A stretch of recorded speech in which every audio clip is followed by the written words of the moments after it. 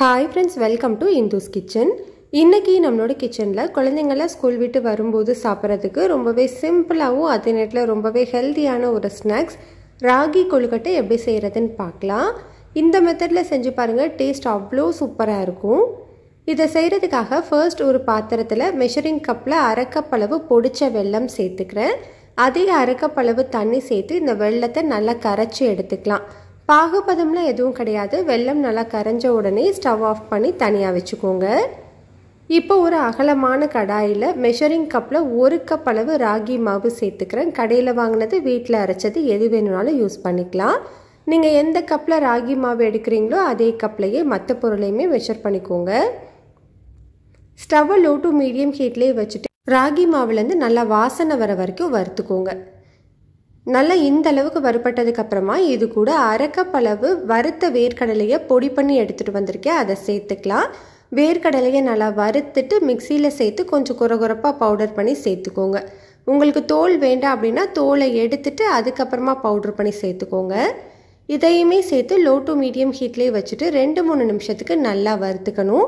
இப்போ இது கூடவே அரை கப் அளவு அவலை கொஞ்சம் குறகுறப்பாக அரைச்சி சேர்த்துக்கணும். சிகப்பு அவல், வெள்ளை அவல், திக்கானது, தின்னானது எது வேணும்னாலும் நீங்கள் சேர்த்துக்கலாம். அவல் சேர்க்கும்போது கொழுக்கட்டை அவ்வளோ டேஸ்ட்டாக இருக்கும். இதையுமே லோ டு மீடியம் ஹீட்டில் வச்சுட்டு 3-4 நிமிஷத்துக்கு நல்லா வறுத்து விட்டுக்கோங்க.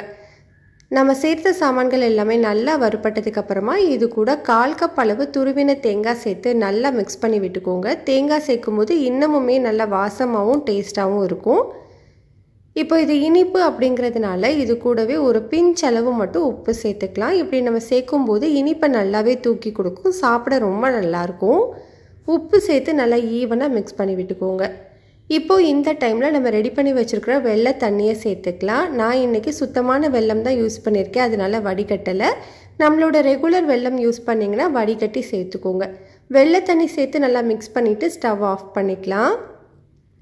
சப்போஸ் உங்களுக்கு ரொம்ப கெட்டியாக இருக்கிற மாதிரி இருந்தது அப்படின்னா தண்ணியை நல்லா சூடு பண்ணிவிட்டு அதுக்கப்புறமா கொஞ்சமாக சேர்த்துக்கோங்க, அப்போது கரெக்டாக இருக்கும். வெதுவெதுப்பான சூடு வந்ததுக்கப்புறமா இது ஒரு பவுலில் மாற்றிட்டு இது கூடவே 2 டீஸ்பூன் அளவு நெய் சேர்த்து நல்லா ஈவனாக மிக்ஸ் பண்ணி விட்டுக்கோங்க. மாவோட கன்சிஸ்டன்சி பாருங்கள், புட்டு மாவை விட கொஞ்சம் தண்ணியாக இருந்தது அப்படின்னா கரெக்டாக இருக்கும். இப்போ நம்மளுக்கு பிடிக்கிறதுக்கு இந்த மாதிரி பிடிக்க வந்ததுன்னா கரெக்டான பக்குவத்தில் இருக்குன்னு அர்த்தம். இதே மாதிரி நம்ம கொழுக்கட்டைகளை பிடிச்சு எடுத்துக்கலாம். பிடிச்ச கொழுக்கட்டைகளை இந்த மாதிரி ஸ்டீமர் பிளேட்டில் நெய் தடவி வச்சுருக்கேன், அதில் சேர்த்துக்கிறேன். நீங்கள் இட்லி தட்டில் கூட வச்சு வேக வச்சுக்கலாம்.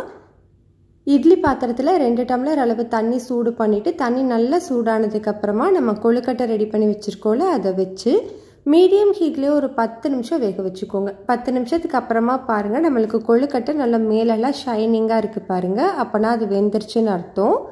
அவ்வளோதான், நம்மளுக்கு சூப்பர் டேஸ்டான ராகி கொழுக்கட்டை ரெடி ஆகிடுச்சு. கட்டாயம் ட்ரை பண்ணி பாருங்கள். பிடிச்சிருந்தா லைக், ஷேர் பண்ணிக்கோங்க.